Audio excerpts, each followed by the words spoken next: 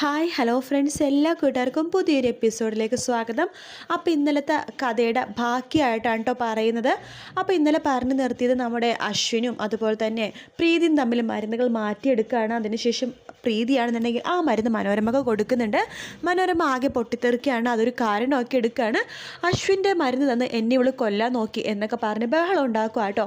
ഇത് കേൾക്കുന്ന ശ്രുതി തെറ്റിദ്ധരിച്ചിട്ട് അശ്വിനോട് പറയുന്നുണ്ട്, നിങ്ങളിത് മനഃപൂർവ്വം ചെയ്തതല്ലേ, എൻ്റെ ചേച്ചിനെ ഇവിടുന്ന് പുറത്താക്കാൻ വേണ്ടി നിങ്ങൾ മനഃപൂർവ്വം ചെയ്തതാണ് എന്ന് പറയുമ്പോഴേക്കും അശ്വിൻ പറയുന്നുണ്ട്, ഞാൻ മനഃപൂർവ്വം ചെയ്തതല്ല, എൻ്റെ കയ്യിൽ ഫോൺ ഉണ്ടായിരുന്നു, ഞാൻ കോളിലായിരുന്നു ആ സമയത്ത് എടുത്തോണ്ട് അറിയാണ്ട് എടുത്തതെന്ന് പറയുമ്പോൾ ശ്രുതി പറയുന്നുണ്ട്, ഇത്ര വർഷമായിട്ട് നിങ്ങൾ കഴിക്കുന്ന ഗുളിക നിങ്ങൾക്ക് മാറിപ്പോയെന്നോ, ഇതെനിക്കൊരിക്കലും വിശ്വസിക്കാൻ പറ്റില്ല, നിങ്ങളിത് മനഃപൂർവ്വം ചെയ്തതാണ് എൻ്റെ ചേച്ചിനെ മനോരമ ആൻറ്റി വഴക്ക് പറഞ്ഞയക്കാൻ വേണ്ടിയിട്ട് എന്ന് പറയുമ്പോഴേക്കും, അങ്ങനെയാണെങ്കിൽ നിൻ്റെ ചേച്ചിനെ എനിക്ക് രക്ഷപ്പെടുത്തേണ്ട ആവശ്യം ഉണ്ടായില്ലല്ലോ അവരുടെ കൂട്ടത്തിൽ നിന്നിട്ട്, അതെ നിങ്ങൾ തന്നെ അതിനെ പേടിപ്പിക്കാൻ വേണ്ടി ചെയ്തതാണ്, നിങ്ങൾക്ക് ഒരു സെക്കൻഡ് കൊണ്ട് എല്ലാം ചെയ്യാൻ പറ്റുമെന്ന് നിങ്ങളെന്നെ പേടിപ്പിച്ച് കാണിച്ചു തന്നതാണ്, എനിക്ക് നിന്നോട് സംസാരിക്കേണ്ട ആവശ്യമൊന്നുമില്ല എന്ന് പറഞ്ഞിട്ട് അശ്വിൻ അവിടെ നിന്ന് പോവുകയാണ്. കാരണം അശ്വിൻ എന്തൊക്കെ പറഞ്ഞിട്ട് ശ്രുതി വിശ്വസിക്കുന്നേ ഇല്ല.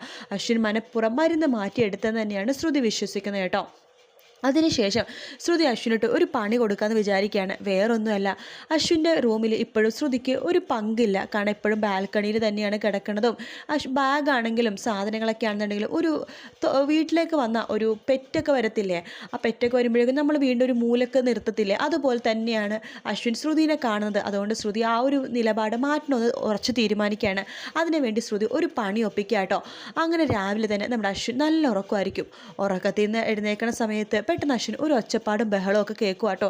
ഇതെവിടെ നിന്നാണ് ഈ ഒച്ച കേൾക്കുന്നത് എന്ന് നോക്കുമ്പോഴേക്കും അശ്വിൻ്റെ അതായത് ബാൽക്കണി തന്നെ ഒരു ചെറിയ സ്വിമ്മിംഗ് പൂള് പോലെ ഉണ്ടല്ലോ, അവിടെ നിന്നിട്ട് ശ്രുതി നിന്ന് തുണി അലക്കലാണ് കേട്ടോ. പാട്ടൊക്കെ പാട്ടാണ് തുണി അലക്കണത്. നീ എന്തായി കാണിക്കണത്, ബാൽക്കണി നിന്നിട്ടാണോ തുണി അലക്കണത്? പിന്നെ ഞാനിവിടെ തുണി അലക്കും, അപ്പോൾ ഇവിടെ വാഷിംഗ് മെഷീൻ ഇല്ലേ എന്ന് ചോദിക്കുമ്പോഴേക്കും, അതെ എൻ്റെ തുണിയൊന്നും വാഷിംഗ് മെഷീനിൽ ഇടാൻ പറ്റില്ല, ഇതേ ഞാൻ തന്നെ എംബ്രോയിഡറി ചെയ്ത് വർക്ക് ചെയ്ത് മുത്തുകളും അതുപോലെ തന്നെ കല്ലുകളൊക്കെ വെച്ച നല്ല അടിപൊളി ചുരിദാറുകളാണ്, ഇതൊന്നും വാഷിംഗ് മെഷീൻ ഇട്ടാൽ ചീത്തായിപ്പോ, അതുകൊണ്ട് പതുക്കെ കൈ കൊണ്ട് ഇങ്ങനെ വേണം അലക്കാനായിട്ട് എന്ന് വെച്ചിട്ട് നിനക്കിതൊക്കെ ചെയ്തന്നെ മറ്റുള്ളവരെന്ത് വിചാരിക്കും, എൻ്റെ ഡ്രസ്സ് അലക്കണ്ടേ, മറ്റുള്ളവർക്ക് എന്താ, ഞാൻ എൻ്റെ ഡ്രസ്സ് അലക്കും വിരിക്കും ഉണക്കും എന്നൊക്കെ പറയാണ്. ശ്രുതി, മനഃപൂർവ്വം നീ ഇതൊക്കെ ചെയ്യല്ലേ, ഞാനിതിനെ മനഃപൂർവ്വം ചെയ്യണത് എന്നൊക്കെ ശ്രുതി ചോദിക്കുക കേട്ടോ. അശ്വിൻ പറയുന്നുണ്ട്, നീ മറ്റുള്ളവരെ കാണിക്കാൻ വേണ്ടി ചെയ്യേണ്ടതാണ്, നീ ഇവിടെ നിന്നിട്ട് ചെയ്യുമ്പോഴേക്കും എല്ലാവരും ഒച്ചപ്പാടും ബഹളവും കേട്ട് എല്ലാവരും എല്ലാം അറിയും, അതുകൊണ്ടിട്ടല്ലേ നീ ഇവിടെ നിന്നിട്ട് തുണി അലക്കണതെന്ന് പറയുമ്പോൾ, എന്നാൽ കുളിമുറി പോയി തുണി അലക്കാം എന്ന് പറയാണ്. അത് പറ്റില്ല, എനിക്ക് സമയമായി, എനിക്ക് കുളിക്കാൻ പോകണം, എൻ്റെ കുളി കഴിഞ്ഞിട്ട് മാത്രം നീ പോയാൽ മതി ആ കുളിമുറിലേക്ക്. ആഹാ, അത് കൊള്ളാലോ, എങ്കിൽ ഞാനൊരു കാര്യം ചെയ്യാം, ഞാനിവിടെ നിന്ന് അലക്കാം, ബാക്കി തുണിയും കൂടി അലക്കിയിട്ട് കുളിമുറിലേക്ക് പിന്നെ കുളിക്കാൻ പോയിക്കോളാം എന്ന് പറഞ്ഞിട്ട് ശ്രുതി വീണ്ടും 2-3 ചുരിദാറൊക്കെ ഇട്ടിങ്ങനെ പാട്ടും പാടി അലക്കിക്കൊണ്ടിരിക്കുക കേട്ടോ. അശ്വിൻ പറയുന്നുണ്ട്, ശരി സമ്മതിച്ചു, ഒരു കാര്യം ചെയ്യ്, നീ പോയിട്ട് കുളിച്ചിട്ട് പെട്ടെന്ന് ഇറങ്ങി വാ, എനിക്ക് 9 മണിക്ക് ഒരു മീറ്റിംഗ് ഉണ്ട് എന്ന് പറയുകയാണ്. അപ്പോൾ 8:15 ഓൾറെഡി സമയം കേട്ടോ. ആ സമയത്ത് ശ്രുതി പറയുന്നുണ്ട്, ശരി ഞാൻ പെട്ടെന്ന് പോയിട്ട് പെട്ടെന്ന് വരാം എന്ന് പറഞ്ഞിട്ട് അകത്തേക്ക് കയറി പോവാണ്. ശ്രുതി പണി കൊടുക്കാൻ തന്നെ തീരുമാനിക്കുക കേട്ടോ. അങ്ങനെ ശ്രുതി സമയം പോയത് അനുസരിച്ച് ബാത്റൂമിൽ തന്നെ ഇങ്ങനെ നിൽക്കുക കേട്ടോ. അശ്വിനാണെങ്കിൽ ദേഷ്യം വരുന്നുണ്ട്. അശ്വിൻ നോക്കുമ്പോൾ സമയം 8:30 8:45 9 എന്നിട്ട് ശ്രുതി ഇറങ്ങുന്നില്ല. അവസാനം 9 മണി കഴിയുമ്പോൾ ശ്രുതി ഡ്രസ്സൊക്കെ അലക്കിയതിന് ശേഷം കുളി കഴിഞ്ഞിട്ട് അവിടെ നിന്ന് ഇങ്ങനെ ഇറങ്ങി വരിക കേട്ടോ. അശ്വിൻ പറയണ്ടേ, ഇത് നീ മനഃപൂർവ്വം ചെയ്തല്ലേ, ഞാൻ ഓഫീസിലേക്ക് പോകാതിരിക്കാൻ വേണ്ടി നീ മനഃപൂർവ്വം ചെയ്താണ്, നീ എനിക്കിട്ട് പണി തന്നതാണെന്നൊക്കെ പറയുമ്പോൾ ശ്രുതി പറയുന്നുണ്ട്, ആണോ, അങ്ങനെയാണോ, നിങ്ങൾ അങ്ങനെയാണോ വിചാരിച്ചിരിക്കുന്നത്, ചിലപ്പോൾ അങ്ങനെ ആയിരിക്കാം എന്നൊക്കെ പറഞ്ഞിട്ട് ശ്രുതി മുടി ഇങ്ങനെ തോർത്തിക്കൊണ്ടിരിക്കുക കേട്ടോ. ആ സമയത്ത് മുടി ഇങ്ങനെ അശ്വിൻ വിളിക്കുമ്പോഴേക്കും മുടി ഇങ്ങനെ പുറകിലേക്ക് ഇടുമ്പോഴേക്കും ആ മുടിയിലെ വെള്ളം എല്ലാം തന്നെ അശ്വിൻ്റെ മുഖത്തേക്കും അതുപോലെ തന്നെ ഷർട്ടിലേക്കും മേത്തേക്കൊക്കെ ഇങ്ങനെ തെറിക്കുക കേട്ടോ. അതങ്ങനെ വീഴുമ്പോഴേക്കും അശ്വിൻ കുറച്ച് നേരം ശ്രുതിനെ തന്നെ നോക്കിക്കൊണ്ടിരിക്കുകയാണ്. എന്തോ പെട്ടെന്ന് പ്രണയത്തിലായി പോണ പോലെ അശ്വിൻ പെട്ടെന്ന് ശ്രുതിനെ തന്നെ എല്ലാം മറന്ന് നോക്കിക്കൊണ്ടിരിക്കുക കേട്ടോ. പെട്ടെന്ന് തന്നെ ശ്രുതി ചോദിക്കണ്ടേ, നിങ്ങൾ എന്താ പറഞ്ഞത് എന്ന് ചോദിക്കുമ്പോഴേക്കും, ഞാൻ പറഞ്ഞതോ, നീ ഇത് മനഃപൂർവ്വം ചെയ്തതല്ലേന്ന്, നാളെ മുതൽ ഞാൻ എഴുന്നേൽക്കുന്ന മുമ്പ് തന്നെ നീ എഴുന്നേറ്റ് കുളിച്ച് റെഡിയായിട്ട് വേണം നീ പോകാനായിട്ട്, അല്ലാതെ എൻ്റെ സമയത്ത് എഴുന്നേക്കാൻ നിൽക്കരുത്, കേട്ടല്ലോ. ശരി, നാളെ രാവിലെ ഞാൻ എഴുന്നേറ്റോളാം എന്നൊക്കെ പറയാണ്. അതിനുശേഷം ശ്രുതി വിചാരിക്കുന്നുണ്ട്, എന്തായാലും ഈ ഒരു അശ്വിനി അടുത്ത പണിയെന്ന് പറയുന്നത് കുളിമുറി കൈക്കലാക്കി, ഇനി അടുത്തതെന്ന് പറയണത് അലമാര കൈക്കലാക്കണം എന്ന് ശ്രുതി വിചാരിക്കണം. അങ്ങനെ അഞ്ജലി 2 ഗ്ലാസ് ചായ ആയിട്ട് അവിടേക്ക് വരുക കേട്ടോ. പെട്ടെന്നാണ് അഞ്ജലി കാണാൻ വേണ്ടി തന്നെ ശ്രുതിയുടെ ഡ്രസ്സുകളെല്ലാം 2 സഞ്ചിയിലാക്കിയിട്ട് ഒരു മൂലക്ക് വെച്ചേക്കുക കേട്ടോ. അപ്പോൾ അഞ്ജലി അത് കാണുന്നുണ്ട്. ഇത് കൊള്ളാലോ ശ്രുതി, ഇപ്പോഴും നിൻ്റെ ഡ്രസ്സുകളെല്ലാം തന്നെ നീ സഞ്ചിയിലാക്കി ആണോ വെച്ചിരിക്കുന്നത്? ഇവൻ്റെ അലമാരയിൽ ഒരുപാട് സ്ഥലമുണ്ടല്ലോ, നിനക്ക് ഇവൻ്റെ അലമാരയിൽ വെച്ചൂടെ എന്ന് ചോദിക്കുകയാണ്. അത് എന്ന് പറയുമ്പോഴേക്കും അതൊന്നും പറഞ്ഞിട്ട് കാര്യമില്ല, നീ ചുരിദാറുകളൊക്കെ എടുത്ത് ഞാൻ അലമാര വെച്ച് സഹായിക്കാം എന്ന് പറയാണ്. അങ്ങനെ അഞ്ജലി അലമാര തുറക്കുകയാണ്. അതിൽ അശ്വിൻ്റെ ഡ്രസ്സുകളൊക്കെ തന്നെ ഒരു മൂലയിലേക്ക് മാറ്റിയതിന് ശേഷം ശ്രുതിയുടെ ചുരിദാറെല്ലാം തന്നെ അലമാരയിലേക്ക് അടക്കി പിറക്കി വെക്കുവാട്ടെ നമ്മുടെ അഞ്ജലി. അത് കാണുമ്പോൾ ശ്രുതിക്ക് സന്തോഷമാവാണ്. അങ്ങനെ അലമാരയും കൈക്കലാക്കി എന്ന രീതിയിൽ അശ്വിനെ നോക്കി ഒരു ബഹുമാനത്തോടു കൂടി തന്നെ ശ്രുതി ഇങ്ങനെ ചിരിക്കുക കേട്ടോ.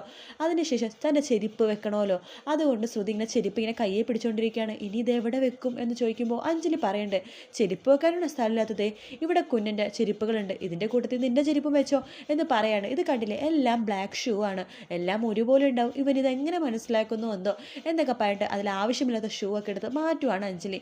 അതിനുശേഷം അവിടെ ശ്രുതിയുടെ ചെരുപ്പ് വെക്കാൻ വേണ്ടി സ്ഥലം ഉണ്ടാക്കുക കേട്ടോ. ഇനി നീ ഇവിടെ വെച്ചോ എന്ന് പറയാണ്.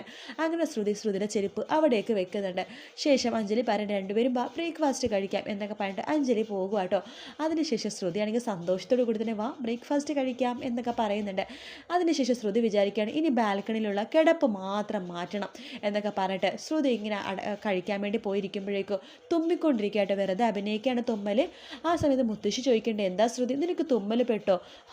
അതെ, ഭയങ്കര തണുപ്പല്ലേ പുറത്ത് തണുപ്പാണെങ്കിൽ അകത്തല്ലേ നിങ്ങൾ കിടന്നുറങ്ങണത്, പിന്നെന്താ പ്രശ്നം എന്ന് മുത്തശ്ശി ചോദിക്കുമ്പോഴേക്കും ശ്രുതി പറയേണ്ട, അത് വേറൊന്നുമല്ല മുത്തശ്ശി, അതെ പുറത്ത് ഭയങ്കര തണുപ്പായതുകൊണ്ട് ഇന്നലെ രാത്രി വാതിലടക്കാൻ മറന്നുപോയി, അതുകൊണ്ട് പുറത്ത് തണുപ്പല്ല തന്നെ അകത്തേക്ക് കയറി വന്നു, അങ്ങനെയാ തുമ്മൽ വന്നത്.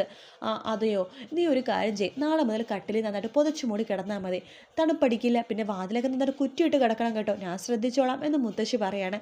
അങ്ങനെ ശ്രുതി അതും കൈക്കലാക്കാണ്, അശ്വിൻ്റെ കട്ടിലുള്ള സ്ഥാനവും കൂടി. അങ്ങനെ നമ്മുടെ ശ്രുതി ആ ഒരു കാര്യം കൂടി ചെയ്ത് എന്ന രീതിയിൽ അശ്വിനെ നോക്കി ഇങ്ങനെ ചിരിക്കുന്നുണ്ട് കേട്ടോ. അശ്വിനാണെങ്കിൽ ദേഷ്യം വരുവാണ്, അശ്വിനോടൊന്ന് ഭക്ഷണം കഴിക്കാതെ ഇറങ്ങി പോകുകയാണ് ചെയ്യണത്. ശ്രുതിക്കാണെങ്കിൽ സന്തോഷം കൊണ്ട് ഇരിക്കാനും പറ്റണില്ല, നിൽക്കാനും പറ്റാത്ത അവസ്ഥ. ശേഷം ശ്യാം ശ്രുതിയുടെ അടുത്തേക്ക് വരുന്നുണ്ട്. അതെ, നിന്റെ മനസ്സിലെ രഹസ്യങ്ങളൊക്കെ ഞാൻ അറിഞ്ഞു കേട്ടോ എന്ന് പറയുമ്പോൾ ശ്രുതി സംശയത്തോടു കൂടി തന്നെ ശ്യാമിനെ ഇങ്ങനെ നോക്കുവാണ്. അതെ, നീയും അശ്വിനും ഇപ്പോഴും ബാൽക്കണിയിലും കട്ടിലാണ് കിടക്കണേ അല്ലേ, എല്ലാം നീ തന്നെയാണ് എന്നോട് പറഞ്ഞത്. ഞാനോ? അതെ, ഇന്നലെ ഹോളി സമയത്ത് നീ ആ പാനീയം കുടിച്ചത് ഓർമ്മയില്ലേ, അഞ്ജലി നിനക്ക് ജ്യൂസാണെന്ന് പറഞ്ഞ് എടുത്തെന്ന പാനീയം, അത് കുടിച്ചപ്പോൾ നിന്റെ മനസ്സിലുള്ള രഹസ്യങ്ങളെല്ലാം പുറത്തു വന്നു. നീ എന്തിനാണ് അശ്വിനെ കല്യാണം കഴിച്ചതെന്നും അശ്വിനും നീയും തമ്മിലുള്ള ഡീൽ എന്താണെന്നും 6 മാസത്തെ ഭാര്യ ഭർത്താക്കന്മാർ ബന്ധമാണ് നിങ്ങളെന്നുള്ള എല്ലാ കാര്യങ്ങളും എനിക്ക് മനസ്സിലായി എന്നൊക്കെ പറയുമ്പോൾ ശ്രുതി ആകെ ടെൻഷനാവാട്ടോ. ടെൻഷനായിട്ട് ശ്രുതിക്ക് എന്ത് ചെയ്യണമെന്ന് അറിയില്ല. അങ്ങനെ ശ്രുതി കുറച്ച് ജിലേബി ഉണ്ടാക്കുകയാണ് ആ ടെൻഷനിൽ. ശ്യാമിനാണെങ്കിൽ ആകെ സന്തോഷമാവാണ്, കാരണം ഈ കാര്യം പറഞ്ഞ് ശ്രുതിനെ നിലക്ക് നിർത്താലോ, അതാണ് ശ്യാമിൻ്റെ മനസ്സിലെ ഉദ്ദേശം കേട്ടോ. ഈ ഇന്നലെ പ്രൊമോ ആയിട്ട് കാണിച്ചതല്ല, ജസ്റ്റ് ഉച്ചക്കത്തുള്ള ആഫ്റ്റർനൂൺ സീരിയലിൻ്റെ കൂട്ടത്തിലുള്ള പ്രൊമോ ആട്ടോ ഇത്. അതിൻ്റെ ഒരു റിവ്യൂ ഞാൻ പറഞ്ഞതാണ്. അപ്പോൾ വീഡിയോ ഇഷ്ടപ്പെടുകയാണെങ്കിൽ ലൈക്ക് ചെയ്യാനും സബ്സ്ക്രൈബ് ചെയ്യാനും കമൻറ്റ് ചെയ്യാനും മറക്കല്ലേ. മറ്റൊരു വീഡിയോ ആയിട്ട് കാണാം. Take care, bye bye.